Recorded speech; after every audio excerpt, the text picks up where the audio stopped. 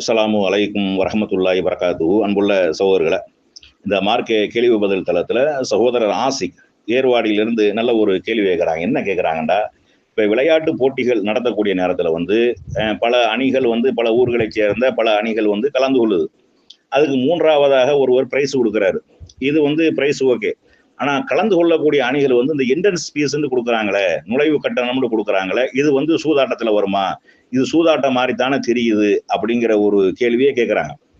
அதாவது விளையாட்டு போட்டிகளை பொறுத்தளவுக்கு அது மார்க்கத்தில் அனுமதிக்கப்பட்டதும் இருக்கிறது, தடுக்கப்பட்டதும் இருக்கு. சூதாட்டம் என்பது என்ன அப்படின்ட்டா, இப்போ ரெண்டு அணிகள் ஆளுக்கு 10,000 பெட்டு கட்டி 10,000 கட்டுறாங்க. கட்டி யார் ஜெயிக்கிறாங்களோ அவங்க 20,000 எடுத்துக்கிறேன்னு, அல்லது 10 அணி ஆளுக்கு 10,000 பெட்டு 1,00,000 ரூபா.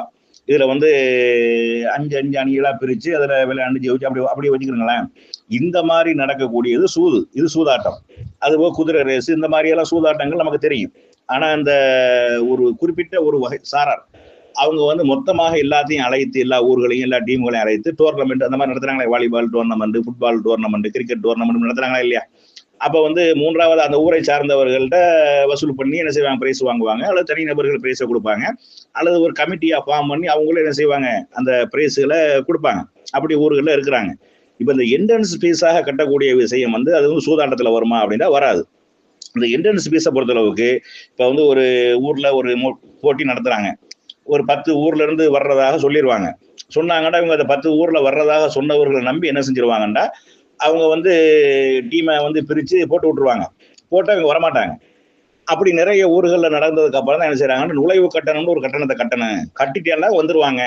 அந்த நுழைவு கட்டணம்ங்கிறது அவர்கள் விளையாடக்கூடிய ட்ரிங்க்ஸ் கொடுக்கறது, அவர்களுக்கு தேவையான அந்த செலவுகள், ஏற்பாடுகள், அதுகளுக்கு அது சரியா போயிடும். அந்த காசை வச்சு இவங்க ஒன்றும் செய்யறது கிடையாது. அந்த காசை அது எப்படி அந்த காசை அவங்களுக்கு கொடுக்குறாங்கன்னா அதுவும் கிடையாது. அந்த காசு அந்த விளையாட்டுக்கு தேவையான கூல்ட்ரிங்க்ஸ், அந்த ஐட்டங்கள், இந்த அதனுடைய அந்த கிரவுண்டுகளை பராமரிப்பு, லைட்டு கட்டுறது, செட்டு கட்டுறது, அதுகளுக்கே அது சரியா வந்துருமே ஒழிய இது சூதாட்டத்துல வராது. சூதாட்டம் என்பது வேறு. அந்த பல அணிகளை ஒன்று சேர்த்து ஊக்கப்படுத்தி அவர்களுக்காக கொடுக்கக்கூடிய பரிசு தொகை என்பது வேறு. என்ட்ரன்ஸ் ஃபீஸ்ங்கிறது கலந்து கொள்ளக்கூடியவர் தங்களை உறுதிப்படுத்திக் கொள்வதற்காகவும் கண்டிப்பாக வர வேண்டும். வராட்டா கிராச் பண்ணிடுவாங்க. அடுத்த மேட்ச் வேற ஒரு அணி வெற்றி பெற்றது போட்டுருவாங்க. காசே கட்டாம இருந்தாங்கன்னு வைங்களேன், அப்ப இது ரொம்ப கேர்லெஸ்ஸா என்ன செஞ்சுவாங்க, இப்போ என்னத்த போய் என்ன செய்ய அப்படின்ட்டு இருந்துருவாங்க. அதுக்கென்று ஒரு தொகையை கட்டி விட்டார்களே. ஆனால் என்ட்ரன்ஸ் ஃபீஸ்ங்கிறது என்னது, அது சும்மா ஒரு ஃபார்மாலிட்டிக்காக கொடுக்கக்கூடியது. நாங்கள் வருகிறோம் என்பதை உறுதிப்படுத்துவதற்காக ஒரு முன் தொகையாக கொடுக்கப்படக்கூடியது. வெற்றி பெற்று விட்டார்களே ஆனால் அவங்க பரிசு தொகையை கொடுக்க போறாங்க. இவங்க போய் கலந்து கொண்டு விளையாடினா அந்த 500 ரூபாய்க்கு உண்டான சாப்பாடு சாப்பிட்டு வந்துருவாங்க. ஆளுக்கு ஒரு கூல்ட்ரிங்க்ஸ் கொடுக்கறது, அவர்களுக்கு இருக்கக்கூடியது டீ போன அந்த மாதிரியான நிறைய விஷயங்கள் செய்யக்கூடிய நேரத்துல அதுகள்லாம் அவங்க கொடுத்துருவாங்க. அதனால என்ட்ரன்ஸ் ஃபீஸ்ங்கிறது நுழைவு கட்டணத்துல, அதாவது சூதாட்டத்துல வராது. அது தங்கள் வருவதாக உறுதிப்படுத்திக் கொள்வதற்காக கண்டிப்பாக கலந்து கொள்ள வேண்டும் என்பதற்காக கொடுக்கப்படக்கூடிய ஒரு தொகை. அந்த தொகை அந்த விளையாட்டு மேட்சுகள்லயே என்ன செஞ்சிடும், செலவழிஞ்சு போயிடும். பிரைஸ் என்பது அவங்க தனியாக அந்த வெற்றி பெறக்கூடிய அணிகளுக்கு கொடுக்கக்கூடியது. அதுதான் போட்டிகள். இந்த ஸல்லல்லாஹு அலைஹி வஸல்லம் காலத்தில் நிறைய போட்டிகள் நடத்தியிருக்கிறாங்க. அதாவது இந்த குதிரை ஏற்றம், அந்த மாதிரியான அம்பு எய்கிறது, அந்த மாதிரியான நிறைய போட்டிகள் நடத்திருக்கிறாங்க. அதுல வெற்றி பெற்றவர்கள் பாராட்டுவாங்க சொல்ல, அவ்வளவுதான் முடிஞ்சு போச்சு. நல்லா நீங்க இப்ராஹிம் அலைஹிஸ்ஸலாம் அவங்களுடைய சந்ததியில் உள்ளவங்க, நீங்க நல்லா அம்புகளை எறிங்க அப்படின்னு ரசூலுல்லாஹ்வுடைய அந்த உற்சாகம் என்ன செய்வாங்க கொடுப்பாங்க. இது உற்சாகம் மாதிரி தான். இது இந்த பிரைஸ் கொடுப்பது என்பது உற்சாகம் மாதிரி, அந்த வீரர்களை ஊக்குவிக்கிறது மாதிரி தானே ஒழிய இது சூதாட்டம் இல்லை அப்படிங்கிறத விளங்கிக் கொள்ளணும். என்ட்ரன்ஸ் ஃபீஸ் என்பது நம்ம உறுதிப்படுத்திக் கொள்வதற்காக நாங்கள் கலந்து கொள்வோம் என்பதை சும்மா வாய் வழியே கொடுத்துட்டு வராம நிறைய ஊர்ல இருந்துருவாங்க. அப்ப வரலன்னா மேட்சை கிராச் பண்ண வேண்டிய சூழ்நிலை வரும். சும்மா ஒரு ஆளை வெற்றி பெற்றாலும் அறிவிக்கிற மாதிரி வரும். அப்ப காசு கொடுத்து விட்டால் எப்படியாவது நம்ம போகணும் அப்படிங்கிற ஒரு உத்வேகத்துக்காக செய்யப்படக்கூடிய விஷயம் தான் என்பதை என்ன செய்யணும், விளங்கிக் கொள்ள வேண்டும். அஸ்ஸலாமு அலைக்கும் வரஹ்மத்துல்லாஹி வபரகாத்துஹு. அன்புள்ள சகோதரர்களை, இந்த மார்க்க கேள்வி பதில் தளத்துல சகோதரர் நௌசாத் ஸ்ரீலங்காவிலிருந்து நல்ல ஒரு கேள்வி கேட்குறாங்க. அதாவது இந்த என்ட்ரன்ஸ் ஃபீஸ் வாங்க பெற்று நடைபெறக்கூடிய விளையாட்டுக்கா இல்லையா, அதுவும் சூதாட்டம் தான் அப்படிங்கிற மாதிரி அவங்க ஒரு பதிவு போட்டிருந்தாங்க. அவங்களுடைய வாதத்தை வச்சுருந்தாங்க. ஆனால் அது சூதாட்டம் கிடையாது அப்படிங்கிறதுக்கு நம்ம ஒரு ஆடியோ போட்டிருந்தோம். அது வேற யாருக்கோ பேசுனது எனக்கு போட்டிருக்கிறியா அப்படின்ட்டு சொல்லியிருக்காங்க. அது பொதுவாக வேற யாருக்கோ பேசுனதை போடுறதா இருந்தால் அதற்கு உண்டான தலைப்புகள் இருக்கக்கூடிய நேரத்தில், அதுக்கு உண்டான அந்த அந்த என்னது கண்டென்ட் இருக்கக்கூடிய நேரத்தில் நம்ம அதை கண்டிப்பாக போட தான் செய்வோம். ஏன்னா ஒவ்வொருத்தருக்குமே உட்காந்துக்கிட்டு மணிக்கணக்கில் உட்காந்து பேசிக்கிட்டு இருக்கிறதும் சிரமம் தானே.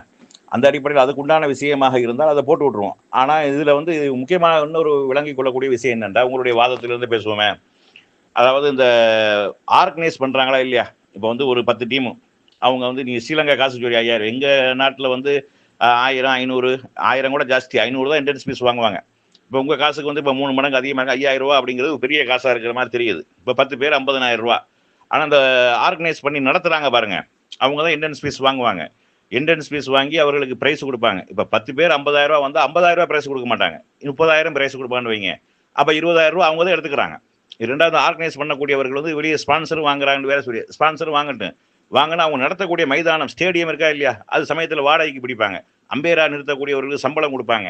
அதை ஆர்கனைஸ் பண்ணக்கூடிய வேலை பார்க்கக்கூடியவங்களுக்கு சம்பளம் கொடுப்பாங்க. இந்த மாதிரியெல்லாம் நிறைய விஷயங்கள் இருக்குது. மூன்றாவதாக ஒரு ஆள் உள்ள போந்து ஊக்குவிக்கும் விதமாக பிரைஸ் கொடுத்து அந்த மாதிரியாக செய்வார்களே, ஆனால் அது சூதாட்டத்தில் வராது. இப்போ பெட் மேட்ச்னு சொல்லிட்டு நடத்துவாங்க. அதாவது ஒரு 4 டீமு, ஆளுக்கு 10,000 ரூபா போடுவோம், 40,000 ரூபா, நீங்கள் 2 பேரும் மோதணும், நீங்கள் 2 பேரும் மோதணும், அதில் யார் ஜெயிச்சு வராங்களோ 2 பேரும் மோதணும், இப்படிங்கிற மாதிரி செய்வாங்க. அந்த மாதிரி பெட் மேட்சுகள் அது வந்து சூதாட்டம், அதில் மாற்று கருத்து இல்லை. ஆனால் ஒரு 10 டீமு, ஒரு 20 டீமு, 15 டீமு என்று சொல்லி ஆர்கனைஸ் பண்ணி மொத்தமாக ஒருங்கிணைத்து நடத்துகிறாங்க. ஒரு ஸ்டேடியத்தை பிடிச்சி அல்லது மைதானத்தை பிடிச்சி அதுக்கு வந்து அதாவது வேலை பார்க்கக்கூடியவங்க, அம்பையர்கள், அது மாதிரியான மற்றவர்களுக்கெல்லாம் என்ன செய்வாங்க, காசு கொடுத்து, எல்லா காசு வாங்கின காசு அப்படியே கொடுக்க மாட்டாங்க, ஒன்று கூட கொடுப்பாங்க அல்லது கம்மியாக கொடுப்பாங்க. அப்படித்தான் நடக்கும். இந்த மாதிரியாக வந்து மூன்றாவதாக பிரைஸ் கொடுத்து நடத்துகிறாங்க பாருங்க. மூன்றாவதாக ஒரு ஆள் வந்து ஆர்கனைஸ் பண்ணி அவங்க வந்து என்ட்ரன்ஸ் ஃபீஸுங்கிறது சுமார் கம்மியான, அதாவது கண்டிப்பாக கலந்து கொள்ள வேண்டும் என்பதற்காக தான். எங்கள் ஏரியாக்கள் எல்லாம் என்ன செய்வாங்கன்னா பேரை கொடுத்துருவாங்க, நாங்களும் வர முடியும், மேட்ச் சாட்லாம் போட்டுருவாங்க, போக மாட்டாங்க. அப்போ என்ட்ரன்ஸ் ஃபீஸ்ன்னு கட்டிட்டாங்கன்னா நம்ம எப்படியா கலந்து கொள்ளணும். அதில் சில பேர் சமயத்தில் வரணும்னு சொல்லிட்டு சில பேர் டீமில் உள்ளவங்க வரமாட்டாங்க. அப்போ போக முடியாமல் போயிடும். இப்போ கம்பல்சரியாக ஆளை கிளப்பி கூட்டிகிட்டு போகணும் அப்படிங்கிற ஒரு எண்ணம் இருக்கும் அதில். என்ட்ரன்ஸ் ஃபீஸுங்கும் போது சும்மா வந்துட்டு போங்க அப்படிங்கிற அது அவங்களுக்கு பெரிய காசு இல்லை. வெளியே ஸ்பான்சர் வாங்கி நடத்துகிறாங்களா இல்லையா, ஃபர்ஸ்ட் ப்ரைஸ் இங்கே கொடுத்துருங்க, அந்த ஊர் ஜமா தலைவராக இருப்பார், நீங்கள் ஃபர்ஸ்ட் ப்ரைஸ் கொடுத்துருங்க, ஊராட்சி மன்ற தலைவராக இருப்பார், நீங்கள் செகண்ட் ப்ரைஸை கொடுத்துருங்க, வசதி படைத்தவராக இருப்பார், நீங்கள் வந்து மேன் ஆஃப் த மேட்சை கொடுத்துருங்க, இப்படின்னு ஸ்பான்சர்லேயே நடத்துவாங்க. சும்மா நடத்திடுவாங்க, அதில் பஞ்சாயத்து இருக்காது. ஆனால் கம்பல்சரியாக வர வேண்டும், கலந்து கொள்ள வேண்டும், அதில் அவங்க இன்வால்வ் பண்ண வேண்டும் அப்படிங்கிறதுக்காக தான் பெரும்பாலும் என்ட்ரன்ஸ் ஃபீஸ் வாங்குறது. என்ட்ரன்ஸ் ஃபீஸை வச்சுலாம் அவங்களுக்கு வந்து ப்ரைஸ் கொடுக்குறதும் கிடையாது. ரெண்டாவது 10 டீமும் 15 டீமும் சேர்ந்து 1 லட்ச ரூபா வந்துருன்னு வைங்க, 1 லட்ச ரூபாயெல்லாம் ஃபர்ஸ்ட் ப்ரைஸ் அறிவிக்க மாட்டாங்க. 40,000, 30,000 அந்த மாதிரி என்ன செய்வாங்க, அறிவிப்பாங்க. 15,000, 20,000 அறிவிப்பாங்க. எங்கள் ஏரியாவில் 15,000, உங்கள் ஊரில் 50,000 வைங்களேன், அவ்வளோதான் அறிவிப்பாங்க. செகண்ட் ப்ரைஸ், தேர்ட் ப்ரைஸ் கொடுப்பாங்க. அது மாதிரி வந்து மேன் ஆஃப் த மேட்ச் கொடுப்பாங்க, அதை அந்த சீரியஸில் விளையாண்டவங்களுக்கு கொடுப்பாங்க. இப்படி பல விஷயங்கள் அதில் இருக்குது. அவங்களும் வெளியில் ஸ்பான்சர் வாங்குவாங்க. அவங்க அதை நடத்துறதுக்கு உண்டான அவங்க தங்களுக்கு லாபமாக அதை வந்து இது லாபமாக ஒரு தொழிலாக செய்தாலும் பிரச்சனை இல்லை தானே. அது தொழில் அப்படிங்கிற மாதிரி போயிடும். இப்போ விளையாட்டுங்கிறது பெரும்பாலும் தொழிலாக தானே போச்சு. இப்போ ஒவ்வொரு பிளேயருக்குமே வந்து தனியாக காசு கட்டுற மாதிரி காசு மாதிரி போயிடுச்சு. அப்போ அது இது நிறைய இன்னைக்கு வந்து தொழிலாகவும் நடக்குது. இந்த விளையாட்டுங்கிறத பொறுத்தளவுக்கு தொழில் மாதிரி என்ன செஞ்சிருச்சு, ஒரு டீமுக்கு விளையாண்டு கொடுத்தோம்னா 5,000, 10,000 கூட வாங்கக்கூடிய அப்படியெல்லாம் இருக்கிறது. அதனால வந்து இந்த ஆர்கனைஸ் பண்ணி இந்த மேட்ச் நடத்துகிறாங்க பாருங்க, டோர்னமெண்ட் நடத்துகிறாங்க பாருங்க, அந்த மாதிரி வாலிபாலாக இருந்தாலும், ஃபுட்பாலாக இருந்தாலும், கிரிக்கெட்டாக இருந்தாலும், இந்த மாதிரி நடத்தக்கூடிய மூன்றாவதாக ஒருவர் வந்து அதை பொறுப்பேற்று எல்லாத்தையும் ஆர்கனைஸ் பண்ணி அதற்கு உண்டான வரவு செலவுகள் எல்லாத்தையும் பார்த்து செய்கிறாங்கன்னு வைங்க, அது வந்து சூதாட்டத்தில் வராது அப்படிங்கிறத என்ன செய்யணும், வழங்கி கொள்ளணும். அஸ்ஸலாமு அலைக்கும் வரஹ்மத்துல்லாஹி வபரகாத்துஹு. அன்புள்ள சகோதரர்களை, இந்த மார்க்கே கேள்வி பதில் தளத்தில் சகோதரர் ஜாஸ் ஹுதைஃபா அவங்க வந்து ஒரு கேள்வி கேட்டிருக்கிறாங்க. ஆனால் இது எது சம்மந்தமாக கேட்டிருப்பார்கள் அப்படின்னு பார்த்தோம்னா, நம்ம அந்த என்ட்ரன்ஸ் ஃபீஸ் கட்டி இந்த விளையாட்டு சம்மந்தமாக சொல்லணுமா இல்லையா, அதில் வந்து ஆட்கள் எல்லாம் என்ன செய்கிறாங்க, ஏலம் எடுக்கிறாங்களே அப்படிங்கிற நம்ம சொல்லி அதுக்கு ஏலம் காசு செலவழிக்கிறாங்க அப்படிங்கிற சொல்லியிருந்தோமா இல்லையா, அது சம்மந்தமாக தான் இந்த கேள்வி கேட்குறாங்க. அவங்கள என்ன கேட்குறாங்கண்டா, சரி அதெல்லாம் சரிதான், இப்போ வந்து ஒரு ஆளை வந்து ஏலத்தில் எடுக்கலாமா அப்படிங்கிற மாதிரி கேட்குறாங்க. அதாவது ஏலத்தில் எடுக்கிறதுங்கிறது என்னத்தை ஏலத்தில் எடுக்காங்க அப்படின்னு முதல்ல விளங்கணும். ஆளை ஏலத்தில் எடுக்கிறது இல்லை, அவனுடைய திறமையே என்ன செய்கிறாங்க, அதுக்கு பணம் கொடுக்குறாங்க. இப்போ ஒரு டாக்டர் படிச்சிருக்கிறாரு, நல்ல ஸ்பெஷாலிட்டியாக இருக்கிறாரு, அப்படியானவராக இருந்தால் மருத்துவமனைக்கு, எங்கள் மருத்துவமனைக்கு வாங்க, உங்களுக்கு 10 லட்ச ரூபா சம்பளம் தரோம், எங்கள் மருத்துவமனைக்கு 15 லட்ச ரூபா சம்பளம் தரோம், 2 வருஷம் அக்ரிமெண்ட்டில் எங்கள்கிட்ட வாங்க, உங்களுக்கு 20 லட்ச ரூபா சம்பளம், இப்படி வாங்குறாங்களே, இது திறமைக்காக உள்ள, ஆளுக்காக உள்ளதில்லை, அவருடைய அந்த திறமைக்காக. இப்போ விளையாட்டு வீரர்களை பொறுத்தளவுக்கு அவங்களுடைய திறமைக்கு கொடுக்கக்கூடிய அந்த காசு சம்பளம் தானே ஒழிய ஆளை விற்கிறது இல்லை. ஆளை விற்றுறதுனால அவனுக்கு அடிமையாக இருந்துக்கிட்டு அந்த அடிமை ரசூலுல்லாஹ் காலத்தில் அடிமை விற்றார்களே, அந்த கான்செப்ட் இல்லை. இது திறமை சம்பாதிக்கணும் அப்படிங்கிறதுக்காக ஒவ்வொருத்தரும் ஒவ்வொரு திறமையை வெளிப்படுத்துவாங்க.